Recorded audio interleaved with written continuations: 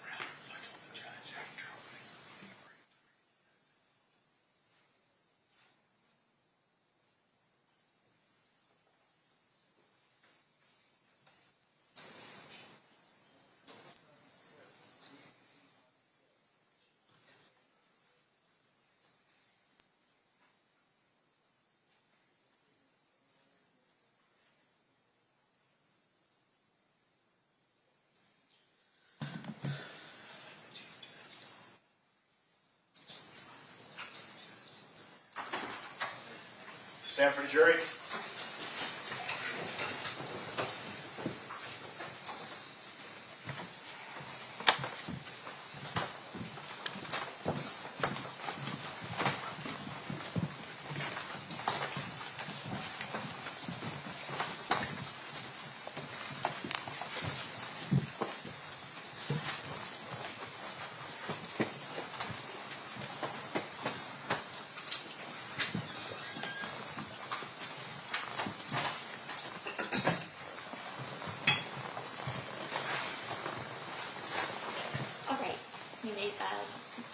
Did the parties stipulate to the presence of the jury? Yes, Your Honor. You may be seated. Ladies and gentlemen, welcome back. Hopefully you were able to get everything situated over the long weekend, and we look forward to proceeding with trial. Before we get started, we do need to have you sworn, so if I could have you all stand and raise your right hand, we'll proceed with that. You and each of you do solemnly swear that you will well and truly try the case at issue and a true verdict render according to the evidence, so help you God? Thank you. You may be seated. All right, thank you, Jessica, and thank you, ladies and gentlemen. At this time, we're going to turn to opening statements. Mr. Plall, are you ready to give your opening statement at this time? Yes, Your Honor. You may proceed whenever you're ready. Thank you.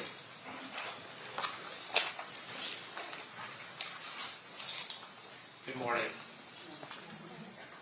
On September 7th, 1996, Tupac Shakur came to Las Vegas to attend a Mike Tyson fight. After the fight, Tupac, along with Suge Knight, Trayvon Lane, and other people that were with that group, ran into a person named Orlando Anderson. And Orlando Anderson is the defendant's nephew. And when they encountered Orlando Anderson sitting by himself, they attacked him. That attack was captured on video.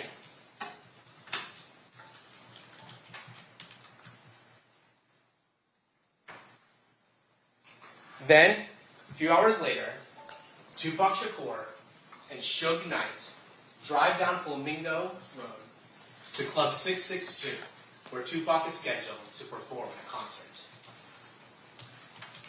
Then 2.5 hours later, after Tupac and Suge engaged in the beating of Orlando Anderson, they are gunned down. Tupac is gunned down in a drive-by shooting from a white Cadillac in an act of revenge. During those 2.5 hours, you will learn that the defendant was escalating and planning the retribution for the beating of his beloved nephew. Now, let's be clear. Dwayne Davis did not pull the trigger. But what he did do was plan the retaliation for the beating of his nephew. You will learn that Dwayne Davis got the gun. You will learn that he got into a white Cadillac. You will learn when the opportunity presented itself for retribution, Dwayne Davis made sure that the shooters were armed and ready to execute their revenge. And remarkably, you will learn that from Dwayne Davis himself. But to understand what happened on September 7th, 1996, on the streets of Las Vegas, we need to go about 275 miles west to the city of Compton, California. What you'll learn is that Compton is about 10 square miles. But in the mid-1990s, those 10 square miles were occupied by over 30 gangs claiming its territory. And important to this case, there are two gangs, Mob Piru and the Southside Compton groups. Let's talk a little bit about the Mob Piru. The Mob Piru is a group that associated with the color red. And you'll hear that Suge Knight, the person who was driving Tupac Shakur that night, grew up in the neighborhood of Mob Piru. But by the mid-1990s, he had become a very successful CEO of the record label Death Row Records. But despite, or maybe because where he came from, you'll hear that Suge Knight continued to employ Mob Piru gang members as part of Death Row. They would act as unofficial security, and other times they would engage in, let's call them other acts, on behalf of Suge Knight. But Death Row in the mid-1990s was one of the most successful record labels around. They had artists such as Snoop Dogg, Dr. Dre, and of course, Tupac Shakur. And in 1996, Tupac Shakur was maybe the largest and biggest, most successful rapper around. He had just released All Eyes on Me, a double album that was met with huge success. Additionally, Tupac Shakur was a movie star, having appeared in a number of movies in critically acclaimed roles. He has, at times, been referred to as an icon. But for the purposes of this case, what you need to know is that Tupac Shakur was not a gangster. He was a hip-hop artist associated with the Mob Pyru. Now, the other gang that's important to know here is the Southside Compton Crips. And when it comes to Southside, Dwayne Keefe D. Davis was the leader of the Burris Street faction of the Southside Compton Crips. And while Suge Knight rose to prominence in his neighborhood due to the money that he was bringing in through the music industry, Dwayne Davis rose to prominence in his neighborhood because he was a very successful, large-scale drug trafficker. And you will learn that that is how one moves up in the world of gangs, by bringing in money to the neighborhood. The other thing you'll learn is that Orlando Baby Lane Anderson was his nephew, and also a highly respected member of the Southside Compton Crips. Now, as part of this case, you're going to hear another name, Eric Zip Martin. Now, Eric Zip Martin is not a member of the Southside Compton Crips. In fact, he's based out of New York. He's involved in the drug trade and knows Dwayne Davis as a result of both their involvements in the drug trade. Dwayne Davis from the West Coast, Eric Zip Martin from the East Coast. And one of the connections that Dwayne Davis gets through his association with Zip Martin is with Sean Puffy Combs, who was then the CEO of Bad Boy Entertainment. Sean Combs wanted some security when he came out to the West Coast. He was worried about Mob Pyru. He was worried about the members of Death Row Records. And so Dwayne Keefe D. Davis agreed to be around to act as unofficial security for Sean Combs and his artists when they came out west, in order specifically to ensure there are no problems with Mob Pyru and Death Row Records. And this took a rivalry between Mob Pyru and Southside Compton Crips and escalated it. And those tensions boiled over in the Lakewood Mall in the summer of 1996. There, you'll hear that Trayvon Lane, a member of the Mob Pyru, associated with Death Row Records, was there with other members of Mob Pyru in order to do some shopping. Lakewood Mall was a mall nearby Compton. You'll also hear that Baby Lane Anderson, Orlando Anderson, the defendant's nephew, was there. Now, Trayvon Lane that day was wearing a chain with a Death Row medallion. And there was a fight that occurs between the Mob Pyru group and the Southside Compton Crips. And at one point, that chain is pulled off Trayvon Lane's neck. Now, what happened to that chain is an issue of much dispute. Not everybody agrees with it. But the act of disrespect of pulling the Death Row chain and the brawl that occurs further escalates this heated rivalry. And what you'll learn is that these two men, Trayvon Lane and Orlando Baby Lane Anderson, they encounter each other again. This time in Las Vegas. So that brings us back up to September 7th, 1996, here in Las Vegas. Again, Mike Tyson is fighting Bruce Seldon. He disposes of him in less than a round. Doesn't take a full round. And then after the fight, Tupac Shakur, Suge Knight, and the people that are here with, they leave. And among his group is Trayvon Lane. And that is why this fight occurs. Trayvon Lane and the Death Row group sees Orlando Anderson standing by himself, and they decide to attack him in retribution for what happened at the Lakewood Mall. You'll see Orlando Anderson's on the bottom of that group. You see security coming, trying to break this up. And then you'll see Tupac Shakur, Suge Knight, Trayvon Lane, and that group exit the MGM Grand. Now, Orlando Anderson was by himself because when Dwayne Davis purchased the tickets for the Bruce Seldon fight, he got them through a scalper.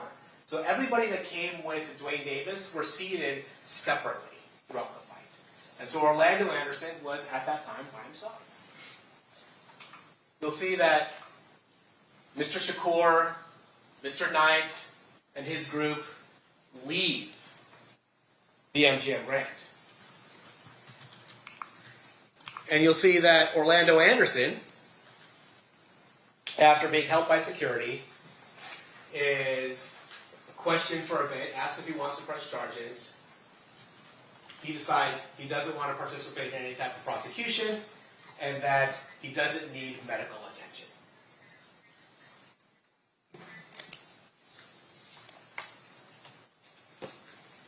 Dwayne Davis hears about this beating. And what you will hear is that in his world, there is no question that a response is required. And you will hear from Dwayne Davis what happens next. Because what happened over the next 2.5 hours is something Dwayne Davis would later describe himself in a secret 2008 interview from his attorney's office with the federal task force. And we'll talk about that interview and the circumstances surrounding that later. But we'll hear about what the next 2.5 hours was. So, what we learn is that Dwayne Davis is upset about the beating of his nephew. And frankly, that's not an unusual response. What's unusual is the next steps Dwayne Davis takes. Unusual for the normal person, maybe not unusual for in gang culture. Dwayne Davis decides he is going to organize a retaliation, that this beating cannot go unanswered. Then he runs into a person named Zip Martin. Remember the Zip Martin that was a connection with Bad Boy Entertainment from New York? And Zip Martin tells him that he has a gun and that he can come help him out. Well, okay, where do you go to? What do you tell Zip right then? You tell Zip, hey, we're going to go handle this shit or whatever? Yeah, like, if y'all want us to come, I'm like, you know what I'm going to do that? They was telling that they going to get 662 club. Who's saying that? Everybody. Everybody out there? Yeah, everybody. You want to come? Well, how do you know that Zip's got a gun? Does he tell It you? was in the lobby, but I'm in the lobby. I got one. Did you ask him? Do you have one? Or he just tells you, yeah, I got one? Yeah, that's when they asked me, do we need some help? I got some things. I'm like, yeah, okay, cool. I don't know what he gave you. Yeah.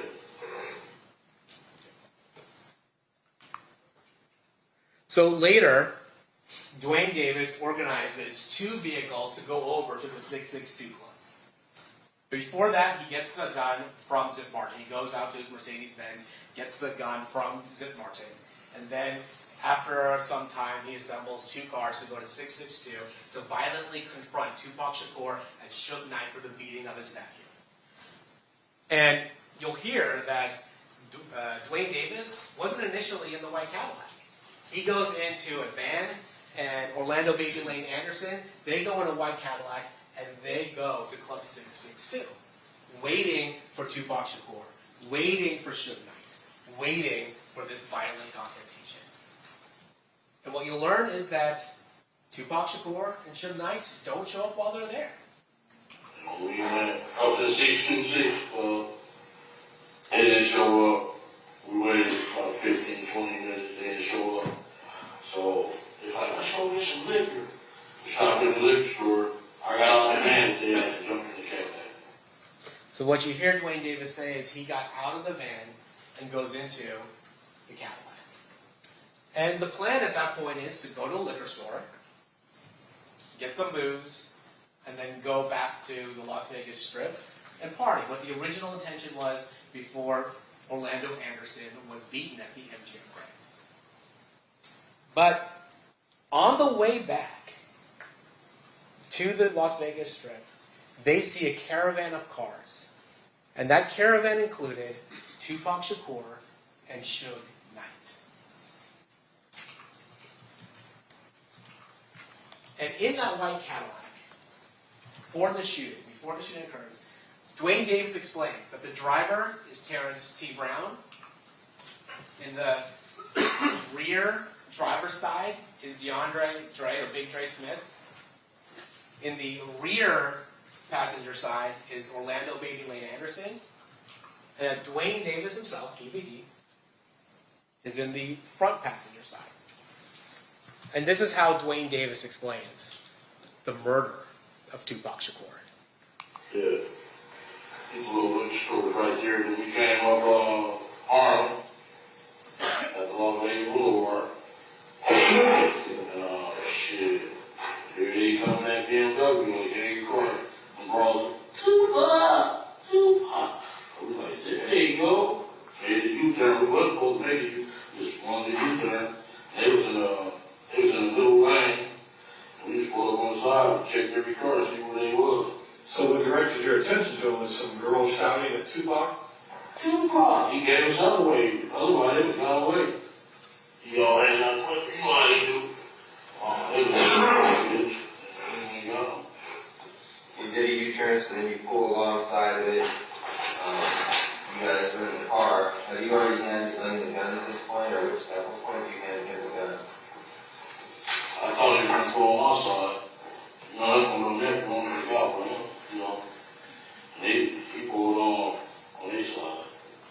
So you were fitting to blast if you had to, or you were just... Yeah, if we would have been on my side, I would have. Okay. So you hand the gun to the back seat. Yeah. You can hear Lane.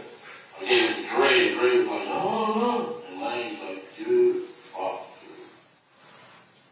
So what you hear Dwayne Davis admit that as they see Tupac Shakur and Suge Knight driving to Club 662, Dwayne Davis,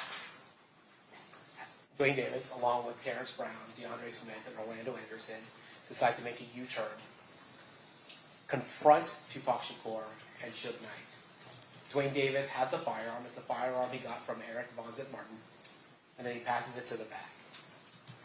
Dwayne Davis says that if they were on his side, if Tupac Shakur and Suge Knight were on his side of the vehicle, he would have shot them himself. But because they were on the other side, he handed it to DeAndre Smith. DeAndre Smith, according to Dwayne Davis, did not want to shoot at that time, so Orlando Anderson shot into that car. Dwayne Davis explains this over and over again. Literally, on the street. Okay, Lane starts blasting. You say Suge looks over, he sees you. He looks right at you. Yeah, Are you looking at this? I just know he does something to say, you know. When he looks over at you, and then, Tupac's busy getting shot. Evidently, the story is Tupac's trying to either get out In the of back seat or something. Yeah, what do you see happening inside And that jump car? in. I seen the bullet going shit again. I thought he was dead. He was straight or something in the head or something. A piece of glass went into his neck right here. And he had a thing in the head. Great. I thought he was dead. Okay. So, I'm sorry, did you guys stop the two girls? Did both stop the car and let them get off? Yeah. And we made the right. Okay, but he stopped what you said, why you cool and let off? And we made the right and some all the Seabreeze and homeless. Stupid bitches. And we shot their window around and they stopped. So Tupac's trying to jump in the back seat. And what should do? Nothing. He couldn't really hook up, he was too big, you know. Yeah. One of the things Dwayne Davis talks about during the murder of Tupac Shakur is that there's a car full of women. I think he calls them broads at one point. A car full of women who are there as well. And you're going to hear from one of those women. And what she's going to tell you is that she disagrees slightly with Mr. Davis's rendition of facts. They were, in fact, communicating with Suge and Tupac's car, but they weren't talking to Tupac, they were talking to Suge. And what she says is she hears gunshots, she sees a white Cadillac flee, and then what Dwayne Davis interprets as them chasing her, she'll tell you is them just panicking and trying to get away. But she will say they inadvertently follow Dwayne Davis and the other people in the white car as they are fleeing. After Suge Knight and Tupac Shakur's vehicle is shot, Suge Knight makes a U-turn and heads back to the Las Vegas Strip. The car ultimately can go no further and stops. Police arrive. medical arrives. And you will hear that Suge Knight was grazed in the head and had some glass going in his neck. He ultimately survives those injuries and is released fairly quickly. You'll also hear that Tupac Shakur was shot multiple times, that he was brought to UMC, and that 6 days later, he succumbed to those injuries. And within 24 hours, the Cadillac and the assailants are back in Compton. They stay the night, and they drive right home as though nothing happened. But a war followed them back to Compton. Because while people were afraid to come forward to police, the police knew and the streets knew that Southside Compton Crips were responsible for this murder. And the war that follows at Compton is a bloody one. You'll hear that Mob Piru and Southside Crip members start shooting at each other. Within 10 days, 3 people are killed. A number of people are shot, including an 11-year-old girl. And what you'll also learn is that none of those cases were prosecuted. Why? Because in this context, in the gang context of this, the combination of gangs and guns is scary. And in this world, silence means survival. The one person who has a hard time being silent is Dwayne Davis. You're going to hear from 1998 to 2023, Dwayne Davis has given a number of statements regarding this case. So, as early as 1998, Davis spoke to the FBI. He admitted he was in Las Vegas during Tupac's murder, but he denies being responsible. Then in 1999, Davis speaks to the FBI again. And these aren't interviews that are focused on the Tupac Shakur murder. These are interviews regarding drug transactions and drug trafficking. But he does say that Tupac does come up, and Dwayne Davis admits to being in Las Vegas for Tupac Shakur's murder. Says he wasn't involved, but he was mad about the fact that Orlando Anderson was beaten, and that his plan was to handle it in Compton had Tupac survived. Then in 2008, the interview of clips we've heard today, in a secret interview with the federal task force, Davis admits to his role in the murder of Tupac Shakur. And we do need to talk a little bit about this 2008 federal task force. Because what this task force is investigating is not the murder of Tupac Shakur. What this task force is investigating is another rapper's murder. A rapper by the name of Christopher Wallace. Somebody who is known as Biggie Smalls, so the notorious B.I.G. Christopher Wallace got murdered 6 months after Tupac Shakur was killed. And there was some allegation that the LAPD might have been involved. So a federal task force was formed to determine what happened to Christopher Wallace. And the interesting thing about the murder of Christopher Wallace is that Christopher Wallace is killed leaving a party in LA. Also at that party, Dwayne Davis. Christopher Wallace there was a suspect vehicle that involved a Chevy SS Impala, and Dwayne Davis happened to own a Chevy SS Impala. Now, as a result of that, the task force decides, well, let's look at Dwayne Davis. And the thing we know about Dwayne Davis is that he trafficked narcotics. And so they were able, through a CI and an undercover, to have a drug transaction with Dwayne Davis. And as a result, Dwayne Davis now has a case, a big trafficking case. And so the federal task force approaches Dwayne Davis and his attorney, and they say, hey, look, we want information regarding the murder of Christopher Wallace. That is what we are trying to investigate. And what Dwayne Davis says is, I don't have any information about that thing, but I can tell you about what we did. I can tell you about Tupac. And that's what he does. He tells a federal task force that about his involvement, what you've heard. his orchestration of the murder of Tupac Shakur. That secret conversation, that proffer, was secretly recorded and released later. In 2009, Davis is being so helpful to federal authorities that he actually flies out to New York to try and get Zip Martin to implicate himself in the Tupac Shakur murder. Zip Martin at that time was dying of cancer, was out of the game, and really did not engage with Duane Davis. In 2009, though, Duane Davis gives an interview to Las Vegas Metropolitan Police Department Detective Dan Long. Now, Duane Davis is more guarded in that interview. It is a different setting than the interview of 2008. It's not a secret proffer agreement. But Duane Davis does admit a number of things.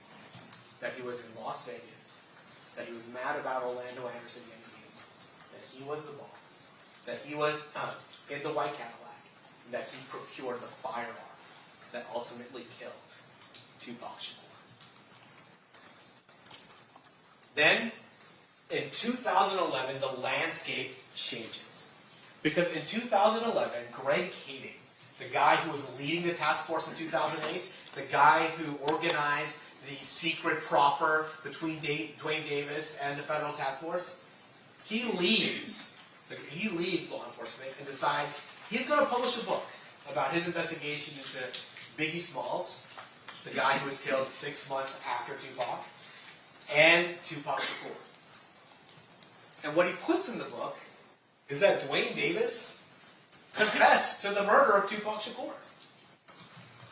The book tells the story about Davis' admission, about himself, but it also tells the story of Duane Davis telling about his nephew's involvement in the murder, about Big Dre's involvement in the murder, about Terrence Brown's involvement in the murder.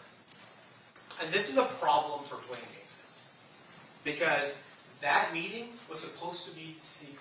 And now his cooperation with federal authorities is open to the world. Not only that, Greg Kading is now profiting off Duane Davis's life story.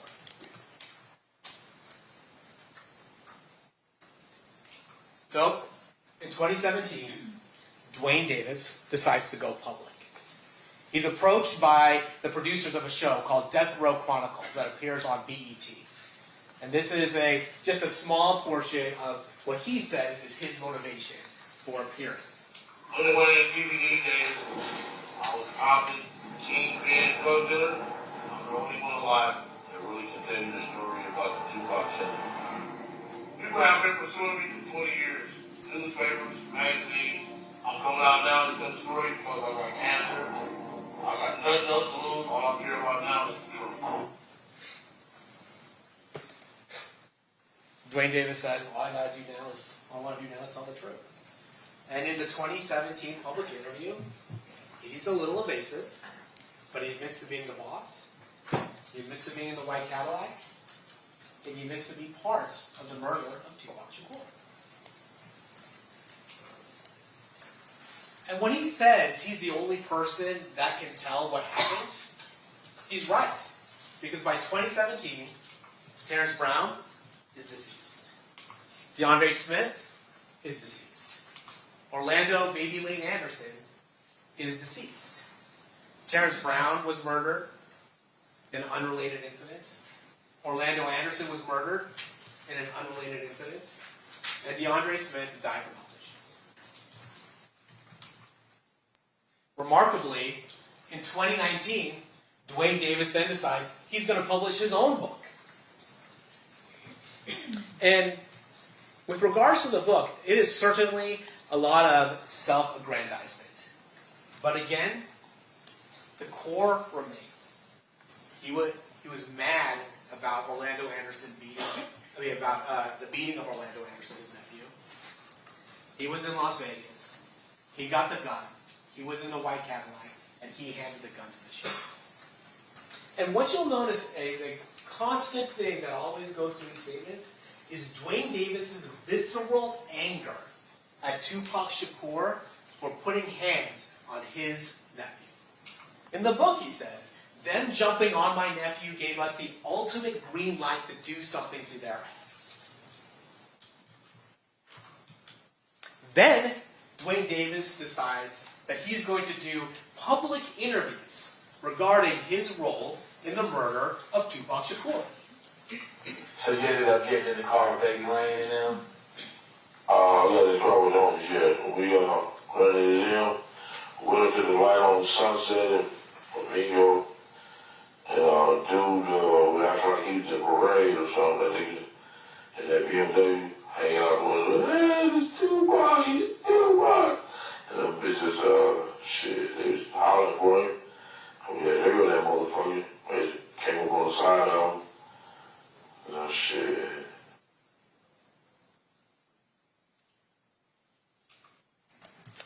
Davis's public admissions mirror his private life. He admits to being a leader of Southside Crips. He admits to the significance of the fight over the death row chain at the Lakewood Mall. He admits to being in Las Vegas the night of the fight.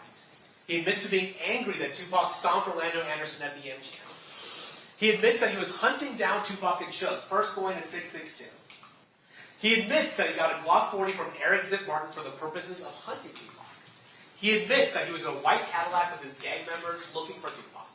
He admits to seeing Tupac in a black BMW and then changing directions, making that U-turn to confront Tupac and Suge.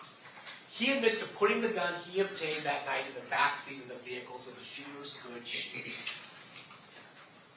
And again, what remains, even as late as 2020, 2021, 22, is Dwayne Davis's visceral anger at Tupac Shakur.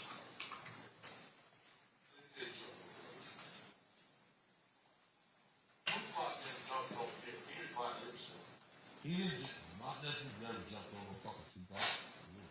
Come on, man. Tupac was wrong with two motherfucking shoes. I mean, don't you think he was wrong? Honestly. I mean, yeah, I think he could have, reacted in a better way. You, listen,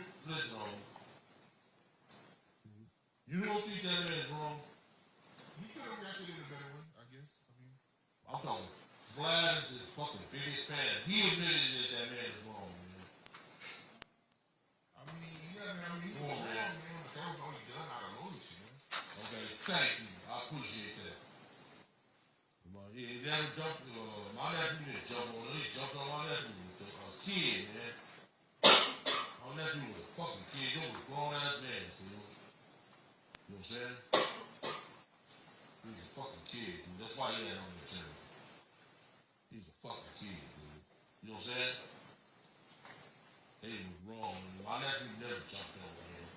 They jumped on my nephew. My nephew didn't throw a punch, man. Shit was wrong, dude. Jumped on the fucking kid, dude.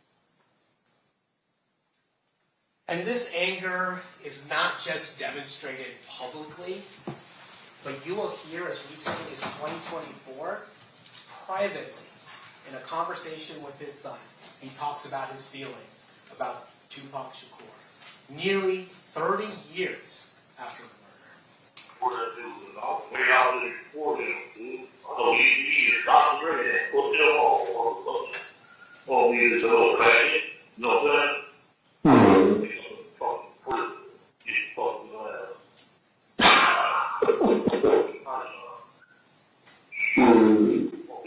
All the random little girls, jumping on little kids, always fucking casino. That dude's a piece of shit. No? Right there, like I said, very well, but yeah. Oh,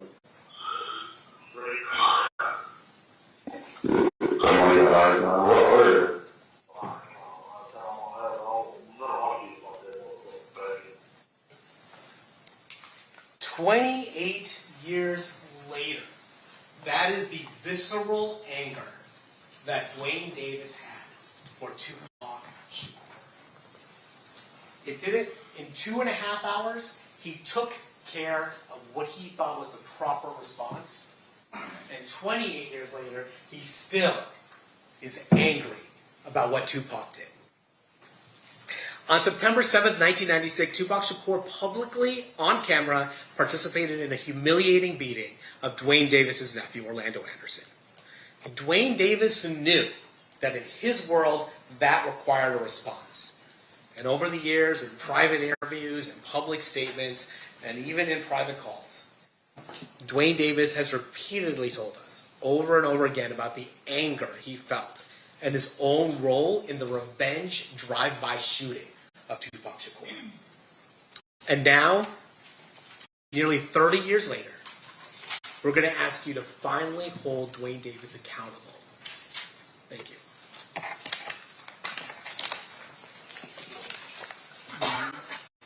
Thank you, Mr. Kowal. Mr. Sanders, do you wish to give an opening statement at this time? Yes, Your Honor. Wait just a quick second. Of course, whenever you're ready. Thank you. Yeah. I think this is the immaculate.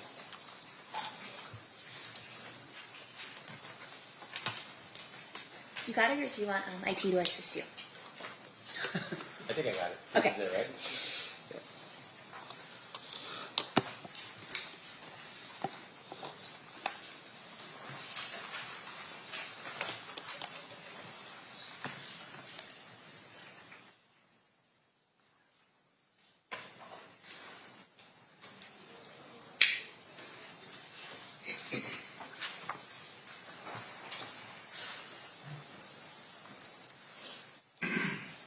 Whenever you're ready. Thank you, Your Honor. Good morning. We spent a lot of time, I think, when we were picking a jury to determine who would be the right jurors for a case like this. Obviously, we want people who are going to reserve judgment until the end, but really look at the evidence with a critical eye. Now, what the state has just told you what they believe to be the evidence in this case.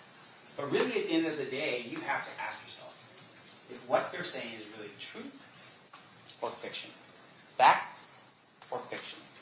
I don't know if some of you recall, but I had asked the question specifically about what you were holding in your hands. And right now, for instance, you're all holding notepads and pens. That would be a fact, right? And in this case, for instance, I had asked before about the idea of, I can just do this, right? Microphone. I'd ask some of you, if that microphone was buried and dug up 30 years from now, would it still be a microphone? The answer is yes. And the reason why that's important is because in this case, what they are telling you, they're representing it to be a fact when it really is fiction. And it's up to you to determine what the facts are in this case. Now, I'm going to give you a timeline here for you to understand just a little bit of how this is going to work, because there's so much evidence in this case that we have to sort of compartmentalize some things. And what I've done is really just sort of focused on the 3 detectives that work this file from beginning to now. First detective you will hear about is Detective Becker. He works the file. He's the original detective on the scene. Detective Long takes over the case for about 15 years or so. And then it ends with Detective Mogg, who presents this to the grand jury in 2023. But why this timeline is relevant is because you have to see the span of time for yourself. 30 years. And ask yourself this, what facts do they have after 30 years? Now, Detective Becker does what every homicide detective does when he arrives on scene. He's assigned to the case. He starts his investigation. At that particular time, though, Tupac Shakur was not dead. He was critically injured. He was at UMC. And it isn't until 6 days later that he passes away. But Detective Becker starts his initial investigation because it's pretty serious. And as a result, he just takes over the investigation.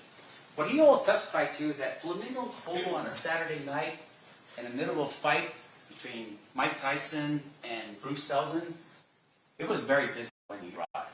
And he arrived at a time where he was able to determine cartridge casings, .40 caliber, that was found at the scene. That's another fact for you. But at some point they're going to learn, he learns that potentially it was a Glock 40, the actual firearm that was used in this case. And then when crime scene analysts arrive on scene, they document the evidence. And they document the cars. That will be important, and you'll determine at some point why the cars are documented. And with regard to Detective Becker, what he'll tell you is police officers write reports. Critical. Hugely important. Why? Because at some point in the future, like in this case, 30 years later, Detective Becker will not remember details like he would if he had what? His report in front of him. And that's going to be important for you to consider in this case. Now, what Detective Becker does, though, is because of the outcry, the attention, the media focus on this case, he took his file and he secured it in his office under lock and key. Because he was worried about leaks in Metro, leaking information out to the public, because so many people wanted to know answers to the question as to what happened and who did this to Tupac Shakur. Now, what you're going to find is, when Detective Becker testifies in this case, that a lot of his reports are now missing. They're gone.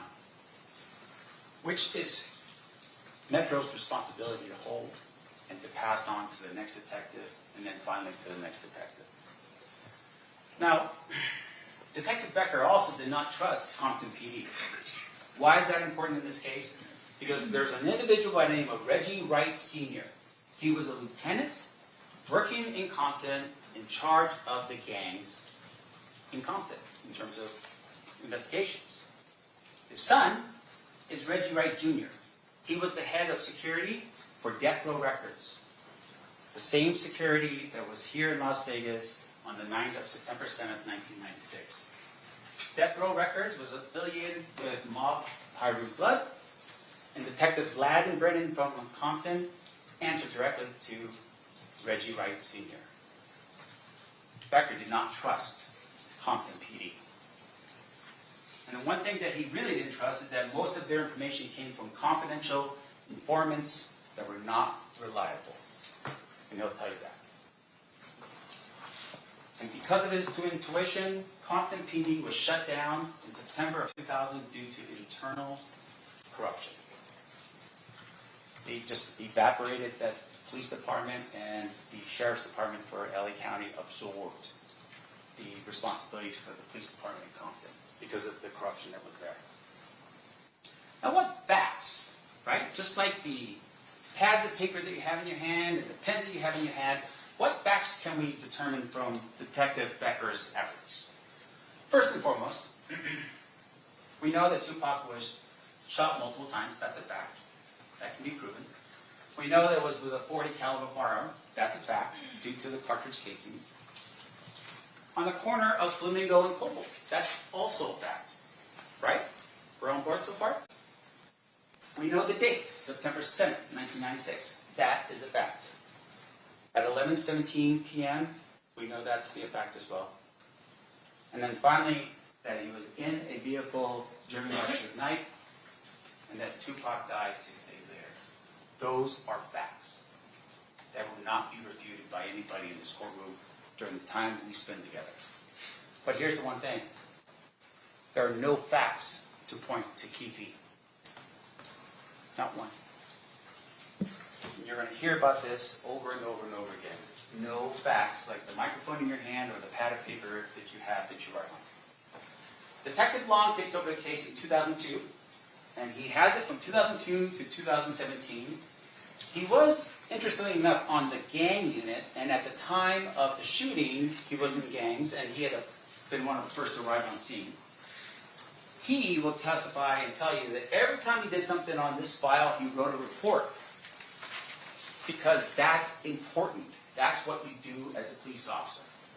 And he conducted follow-up interviews, and he made some travel to Compton. He will tell you those things. That's his role in all of this. But here's the thing. Detective Long also encountered some challenges in this case. They had to hide the case file with Metro because people were still accessing the file in Metro, and they weren't authorized to do so. So they changed the case number so that people couldn't find the file. In addition to that, what you're going to learn is LAPD reached out to him, called him up and said, hey, Detective Long, we have the gun.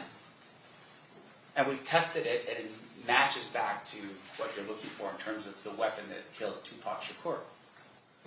Detective Long goes to LAPD, gets the gun, transports it back, gets it tested, and it comes out as not a match. LAPD tells him after, we gave you a fake gun to test you out. This is the level of, I don't know how to put it, that was going on during this time period between Metro, LAPD, and Compton. This is what's happening during this time period. Leads, according to Detective Long, became very scarce and stale, meaning that it was just taking a long time for him to follow up with people. Witnesses became unavailable. Why do you think that is? Because of time. So as a result, memories started failing because of that time. So Detective Long had these challenges. But here's what Detective Long does. He interviews Keefe in 2009.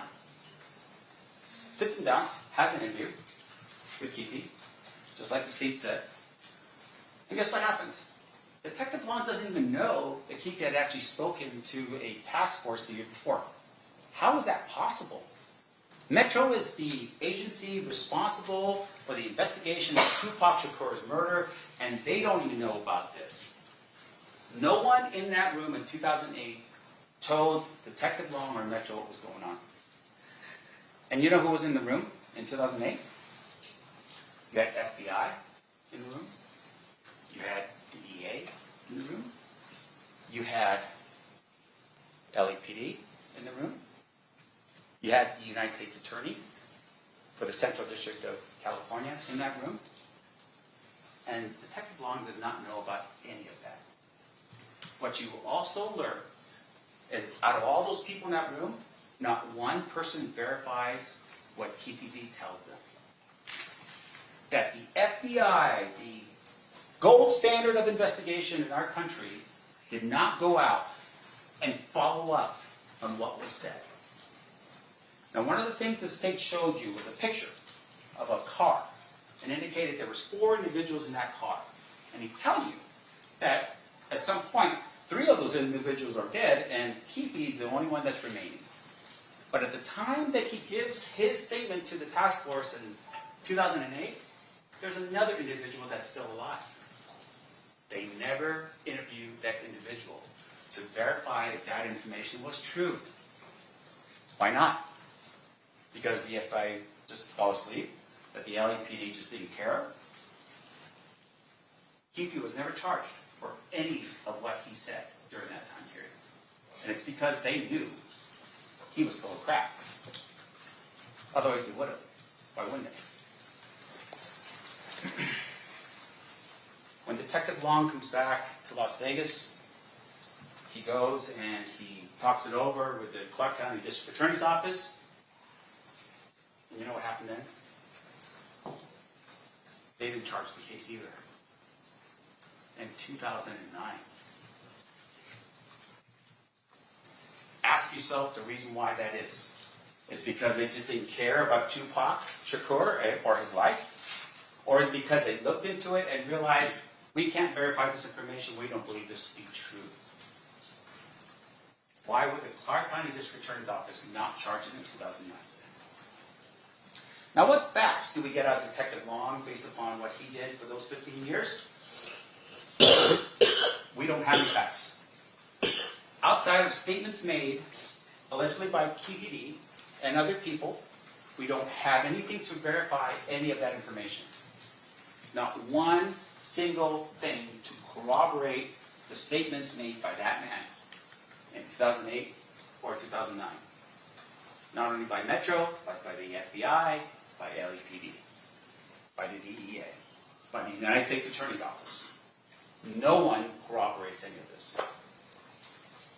So, 2017 comes along, and an entity called the Center of Investigative Reporting, they file what's called a FOIA request with Metro. And what that means is, FOIA is the Freedom of Information Act. It allows or requires government agencies to give up information if you ask for it. That's the goal. It's to be transparent. And people wanted to know what was going on with the murder files. This is 2017. This is years after any of the statements that were made and anything else. Where's the investigation? What's going on? Well, Metro said, no, we're not going to give it to you. So in 2018, the Center turns around and files a lawsuit against Metro to force them to give them the file, to show them what work had you been doing over, at that particular point, I don't know, what's that, 20 years? That's when Detective Mogg enters the picture. What you will learn is that Detective Mogg basically says, I'm here just to close out the case. He's not here to solve the mystery of who killed Tupac. So with everything you have in front of you that you're now hearing for the first time in terms of the statements that were made in 2008, 1998, 1990, whatever, Detective Mogg comes along and says, I'm just here to close out the case. That's his role. And what you're going to learn is Detective Mogg received a copy of what's called the Death Row Chronicles in 2018. It's not a deposition. It's not testimony under oath. It's edited, and it's done for extremist purposes. He receives a copy of it. You know what happens when he receives that copy of the interviews that the state has basically shown you in this case? No charges filed. Why? So, Keefe writes a book, allegedly. Right? Allegedly, he writes this book called Contradictory Legend in 2019. You know what happened with the book? Right? Even he confesses to it. What you find is, no charges filed. What is going on?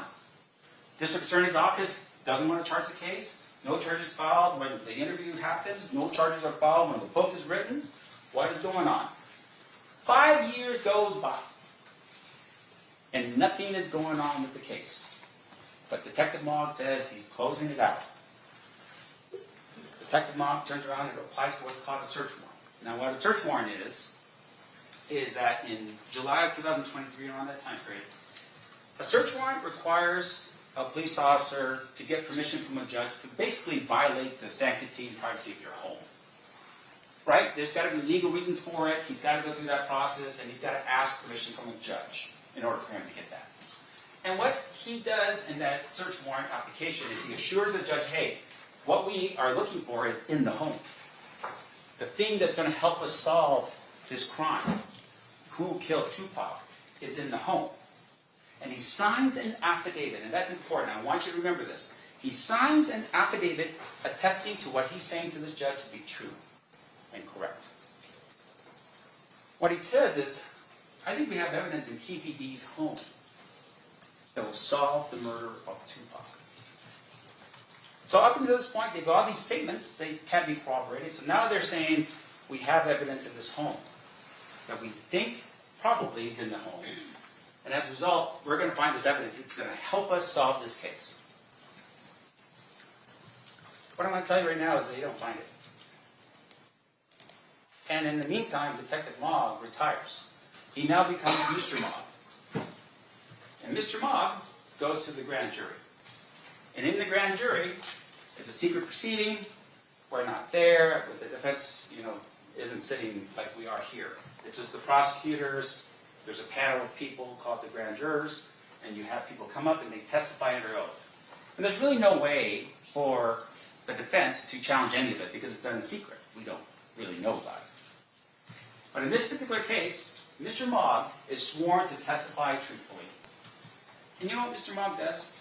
He just reads pages of the book into the record. He doesn't do any more in terms of an investigation than read pages of a book into the record. He never documents in any of his efforts any verification of the book before he reads it into the record. He walks up, gets on the stand, and reads the book as if it's the gospel truth. And that's what he does. He treats that book like it's fact. Now, what you're going to find out about Mr. Mogg is that he never wrote a report. So when he took over the case in 2017, all the way up until when he retired in 2023 and was in front of the grand jury, he never wrote a report. Not one time. Not like Detective Becker, and not like Detective Long, and not like any other police officer who does their job. This man never writes a report. In fact, what happens is he transitions, right? He's a Metro detective, he retires, and then he gets a job working as an independent contractor for the district attorney's office as an investigator. And as an investigator, he doesn't have any police power. He continues to work as a lead detective on this case. even though the procedure is you hand your file and your officer's report to the next detective in line. That's how this works. But he keeps the file for himself and he starts billing against the file after he retires as a detective with Metro. Because now he's an independent contractor. That's important to know. Why is that important? Because what the evidence is going to show you is that he backloaded his work. And when he finally writes a report, it's not an officer's report, it's an investigative report that spans from 2018 to current, and we just received it about 5 weeks ago. The importance of capturing everything you do, the accuracy that you would need to be able to be in court on a murder case, not some type of, college paper that you forgot to do and then the last second just put something together and, get it out the door. Mr. Mogg does not do any of that. That's going to be important later for you to consider. Because according to that report that he submitted 5 weeks ago or so, he never verified the book. According to that report, he never investigated any of the alternate theories that were out there, and you're going to hear about those alternate theories. There are people who have developed over time answers to the question, who did this and why? He never looked into any of it. Which I think, at the end of the day, don't you want to see what's out there to help you with your investigation? And according to his work, his report, he did more on the case after he became an investigator than he did before when he was a detective. What I'm going to tell you right now is what you're going to find when you listen to all the evidence, that his work was biased, sloppy, and incomplete. Those are the three things you're going to determine for Mr. Mogg. Now, because of the fact that in terms of the evidence itself, he doesn't have much, the state's going to lean pretty heavily on their witnesses. And I'm going to give you a sampling of the type of people you're going to run across in this trial based upon their witness list in this case. First person is this guy named Reggie Wright Jr. He's the security company for Death Row Records. And what he is a felon. Second of all, you're also going to find that he's a former Compton police officer. He worked for Compton PD for about 5 years, and apparently he got disabled. At some point, he becomes a felon. You're going to learn about that. And his father, like I said before earlier, Reggie Wright Sr. was the head of the Compton PD gang unit. What you're also going to learn about Reggie is that, once again, he was supposed to be protecting Suge Knight. Where was he the night of the shooting? In addition to that, he orders his security team to not carry firearms the night of the shooting, before the shooting took place. What you're also going to learn is, he wasn't even around when the shooting occurred.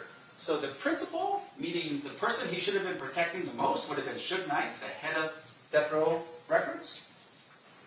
This man was nowhere to be found. He was sitting at a club called 662 down the street, waiting for Suge to show up, while he left his people that were working for him unarmed in the vehicles behind Suge Knight. And when push comes to shove, he orders his people to lie to the police during their investigation. That's going to be called by them. That guy's going to be called by them. In addition to that, when everything was said and done, Suge Knight went to prison because he was not supposed to be in a fight in Las Vegas. He violates his release. Guess who takes over Death Row Records? Reggie Wright Jr. Now, the state is also going to bring in other people with unreliable positions, including criminal histories, financial motivations, and inconsistent statements. That are the people and the quality of the evidence that you're going to listen to in this case. Just to give you another example, there's going to be an individual by the name of Devonta Dirt Rockley. Who is he? He's been a paid informant for years. You're going to hear that they have paid him to be an informant. He will, of course, say whatever he needs to say to avoid his own criminal actions, but his testimony will be inconsistent. And that's what you have to really rely on, is what exactly is he going to say, and can you even believe it? In addition to that, you're also going to learn about a disgraced LAPD detective by the name of Greg Cady. The state told you about him. He wrote a book. He benefited off of what was happening with regards to Keithy. Now, Greg Cady, he stole the file. What you're going to learn is he actually stole the file. He took the Tupac and the Biggie case files and walked out the door. This is an LAPD detective that they are using, or one of the people that they're going to be focusing on to establish their case. He writes the book, and then he holds himself out as the person who solves the murder. That's Greg Cady. That's the LAPD detective. Now, what you're also going to learn is Greg Cady, when he was a detective with LAPD, was basically caught manipulating witnesses. And because he was caught manipulating witnesses, it led to cases being overturned as a result. There was a court finding on this issue. A judge determined that. And there we go. That's Greg Cady. That's a witness in this case from that. Now, your challenges, right? I mean, gosh, we're sitting here, there's cameras in the room. I mean, things going on. But it's really time. Like, how do you, as jurors, try to figure out time on this case? There's been so much time. Delays. By who, though? And there's corruption. How do you look at your information that you're receiving with anything more than just like skepticism? Like, you're going to look at this stuff and be like, well, I mean, you have a motive to lie. You have a motive to tell or deceive. And it's because at the end of the day, there's not actual facts. When you get past all the talk and me talking, just look at the actual facts. What facts do you have to support any of what KPD said or any of his interviews or in the book?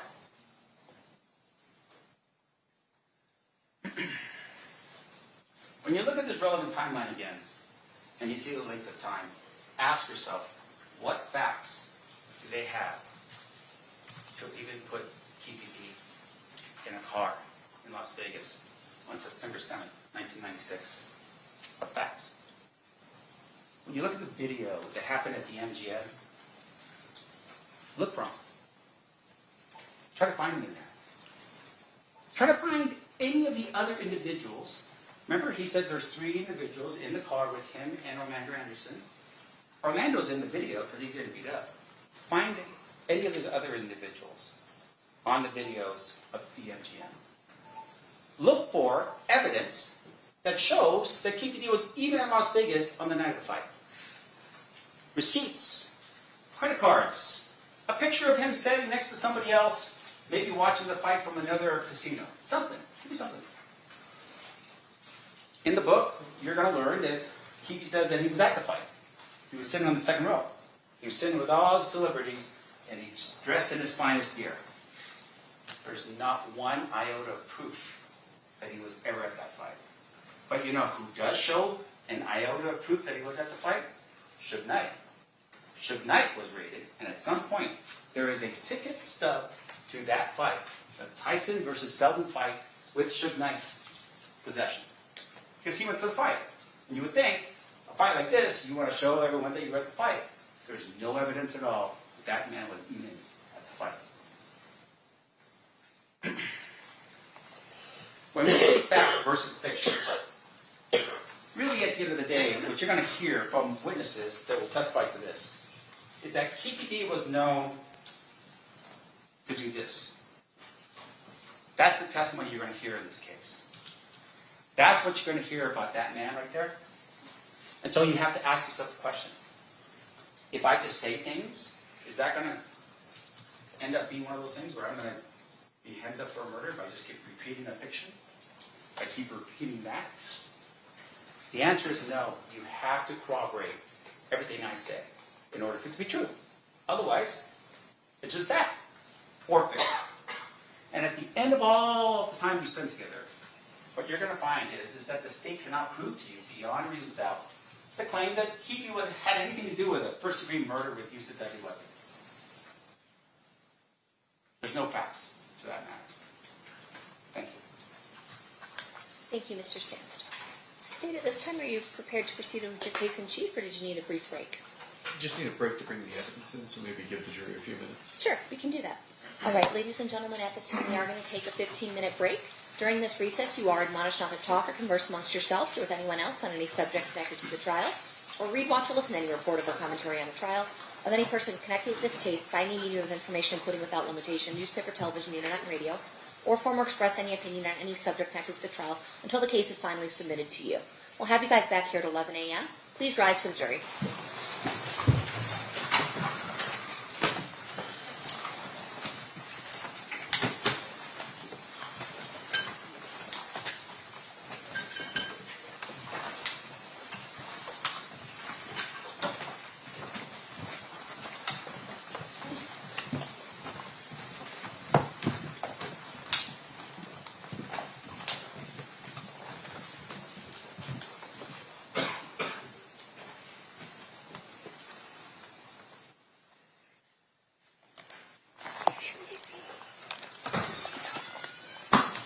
For the record, the jury has exited the room. Is there anything we need to address outside the presence?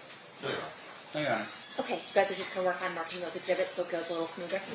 I was going to bring the box in. We've already given our list and it's marked, and then I just need to grab the exhibits for the witnesses today. Sounds good. All right. And then we'll give you about an hour. We'll return about an hour and 15 before we have the break. We're still on the record, so everybody still needs to remain quiet. I have to stop at 12:15. No, I'm just saying, we may be done before 12. Oh, gosh. Please, Mark. We'll be in business.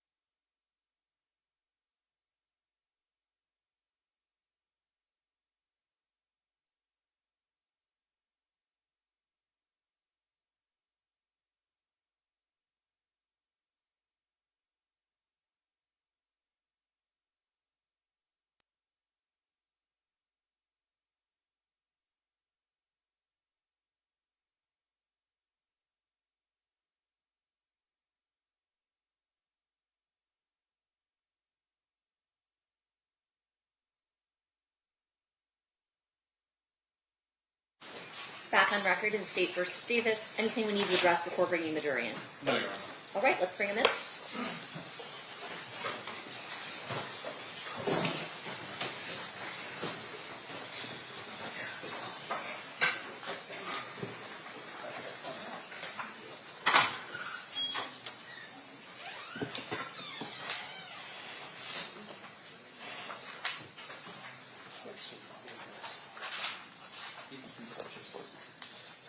Looks a lot better than mine. So this is received.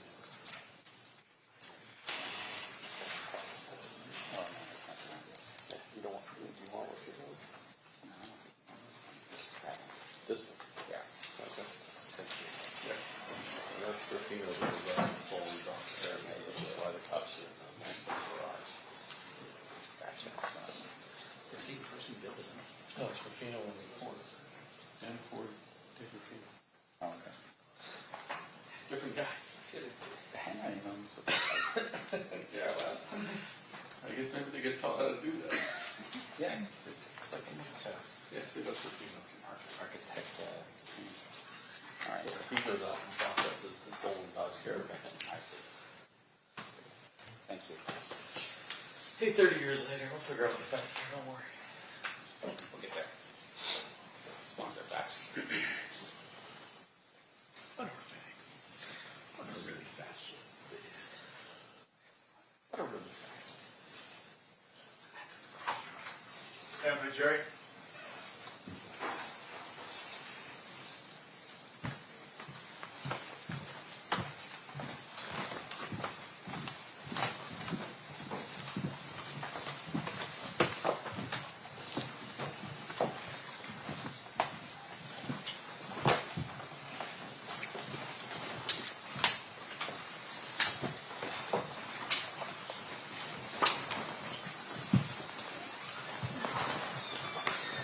Did the party stipulate to the presence of the jury?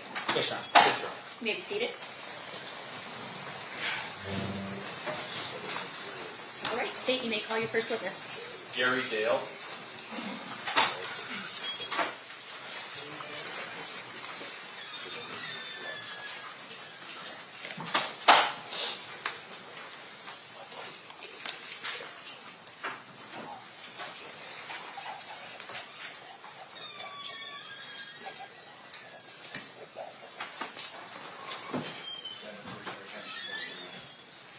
You do solemnly swear the testimony you're about to give in this session shall be the truth, the whole truth, and nothing but the truth, so help you God?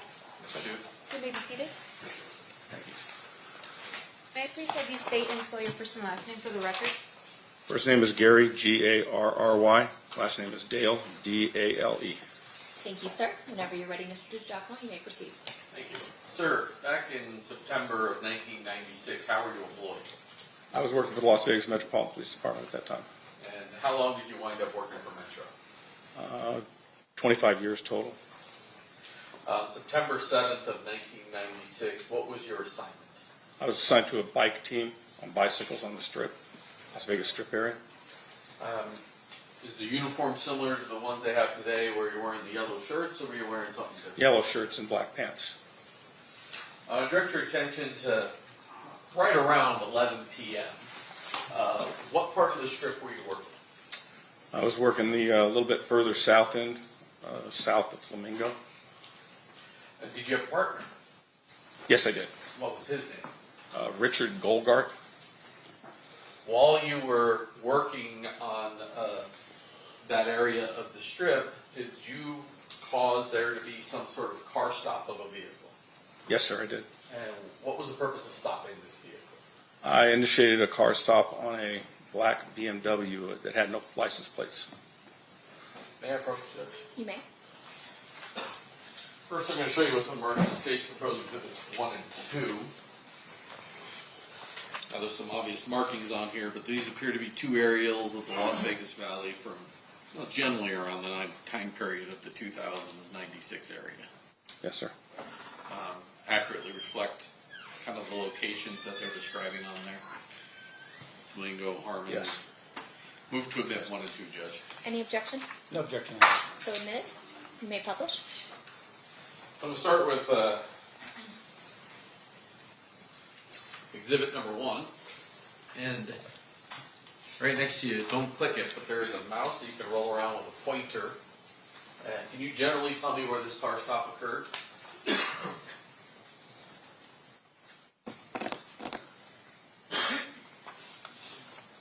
It won't work because you're doing it off of your computer. I have it plugged in. It works. There it goes. So it will work. Trying to wrap around the boulevard here. So if I told you that red dot's Harmon and Flamingo, or sorry, Harmon and Las Vegas Boulevard. Yes, sir. A car stop was right around, I believe it was right around this area. So just south of Flamingo on Las Vegas Boulevard. Yes. When you approached the vehicle, did you recognize the occupants? No, I did not. Why did you stop this vehicle? It had no license plate on the back. When you approached the vehicle, did the occupants communicate with you? Yes. And did you, at that point, did you learn their identity? They told me who they were, but just as identifying them, not. Did you know them? No, I when did they not. told you their names? They told us their names because we asked them their names, but I didn't know. I had no knowledge of them before that. We ID'd them. As you sit here today, do you recall who they were? Yeah, Tupac Shakur and Marion Knight. May I approach? You may. Showing you grand jury exhibit number 3. Is that how the two of them appeared to look that evening when you approached them? Yes. In particular, Mr. Shakur is wearing or has on a very large gold necklace. Yes. Did you talk to him about that necklace? Yeah, we talked to him for a few minutes out there, and I just remarked to him, "Wow, man, that's a huge piece of gold," or something like that he had around his neck. Would you describe your interaction with them as congenial? Yes. Okay. Did you ask them about the license plate, why their vehicle had no license plate? Yes, I did. And what was the response? They stated that they were filming a video, so they had taken the license plate off because they were filming a video going up and down the strip. Move to admit 3, Judge. Any objection? I'm sorry. No objection, Your Honor. So admitted, you may publish. And this large gold medallion is what we're talking about, correct? Yes, sir. How did that interaction with Mr. Knight and Mr. Shakur end? We told them that they were going to have to put the plate back on their car, and we warned them and released them. Did you remain down on the strip area after they left that car stop? Yes, sir. We'll fast forward about, let's say, 10 minutes later. Something unusual happened. What happened? We were continuing riding on the strip area. We were heading southbound on the boulevard, and we heard some calls come out about a vehicle. Can't remember exactly what was said, but heading up towards Harmon, we saw the vehicle that had been described in the median of the road. It looked like it had ran up on the median and was stopped there in the middle of the boulevard. What do you do when you see that? We approached the vehicle. Is it you and Mr. Goldgart? Or Officer Goldgart? Officer Goldgart and I. And do you see either of the two people that you saw earlier in the vehicle? Yes. And who is that? Marion Knight was outside of the vehicle, walking around, talking, and Tupac Shakur was being removed by EMS people. As Marion Knight is talking, do you recall anything he's saying? He was telling us to take care of Tupac Shakur. He had Marion Knight had a chunk of shrapnel or something in his head. He was bleeding, and when I went to talk to him, he was adamant that we needed to go and care for Mr. Shakur. Did you then go to Mr. Shakur? Yes, I did. And then what do you do? What's your responsibility as it relates to Mr. Shakur as the EMT is working on? I was trying to talk to him to find out what had happened. Excuse me, gather information to see who who had fired at them. Did you wind up riding anywhere with Mr. Shakur? Yes, I rode to the hospital in And the ambulance with him. During that time period, between the time you get to Mr. Shakur and the time period he gets taken into the hospital, are you able to have any sort of communication with Mr. Shakur? He was still talking, and I was trying to convince him to tell me the name of whoever his assailants were. And did he ever respond? Yes, he responded, no, we'll take care of it. So, something like that. No, we'll take care We'll of take care of it, something like that. And that's the only thing you were able to gather from Mr. Shakur? Yeah, I couldn't get him to talk to me any further than that. That was repeated a couple of times. I'm going to approach with a few photographs. Obviously, when an incident, well, let me back up. When an incident like this happens, there's first responders, but then there is detectives, crime scene analysts, everybody who's called out. Is that Yes, correct? sir. Showing you what's been marked as grand jury exhibit number 4. You recognize the individual who appears to be inside that vehicle at that time. Dan Ford. Do you know what he did for Metro? At the time, he was a detective. I was not there when that photograph was taken.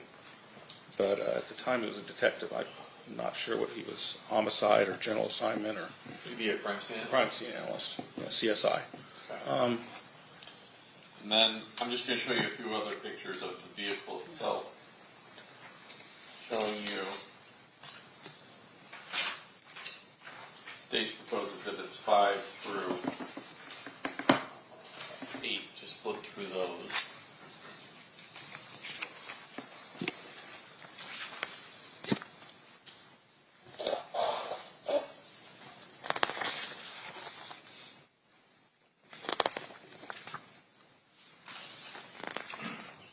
Okay.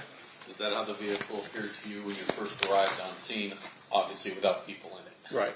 On the scene of the, where it stopped in the middle of Harmon Boulevard. Move to admit 5 through 8. Any objection, Mr. Stamp? No objection, Your Honor. So admitted, you may publish. And then finally, while you were at UMC, did you collect some personal items off Mr. Shakur? Yes. I'm showing you what's been marked as state's proposed exhibit number 33. Do you recognize that? Yes. What is it? That's the objects I removed from Tupac Shakur. I impounded those into evidence. There should be a property report for those. Let's talk about that large gold chain we see in that photograph right there. The second time you came across Mr. Shakur, was he wearing that gold chain that's around his neck? No. And so you weren't able to recover that from him at the hospital? No. Judge, I'm just going to put up a few of these photographs. Okay.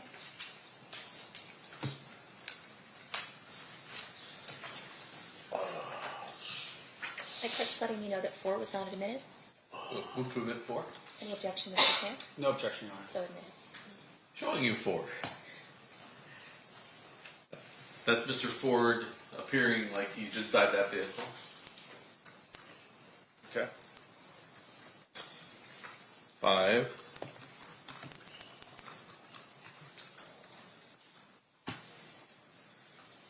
That's the front of the vehicle. Yes? Yes. Sorry, she's typing down everything, so you got to answer yes or no. Apologies.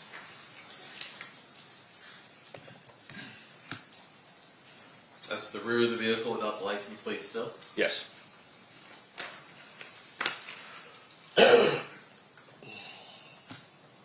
Number 8 is the driver's side of the vehicle. Yes. And, oops. Mr. DeJacmo, Right now I 33 put the also wrong not one up, admitted. Judge. Okay. Withdrawn. There you go. 7. That is what the passenger side of that vehicle looked like. Yes.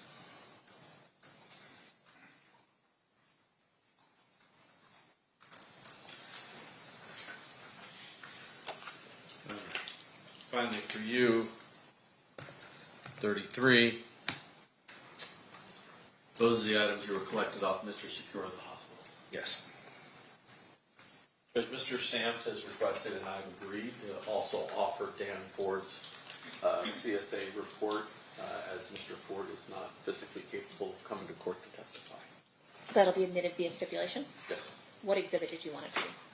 I guess we could just make it next in order, which I believe is 143. All right, that'll be admitted via stipulation as 143. Thank you, Honor. No problem. I think 33 has been withdrawn. I think it's not in front of it. And based upon that agreement, This is 33? 33 is also not admitted. move to admit 33. Any objection? No objection here. So admitted. And based on that agreement that we've reached with Mr. Samt, I believe he has no objection to the rest of Mr. Ford's crime scene photographs at this particular scene, which is State's Proposed Exhibits 9 through 32. That is correct, Honor. All right, 9 through 32 will be admitted via stipulation. You may publish. I'll pass the witness. Okay.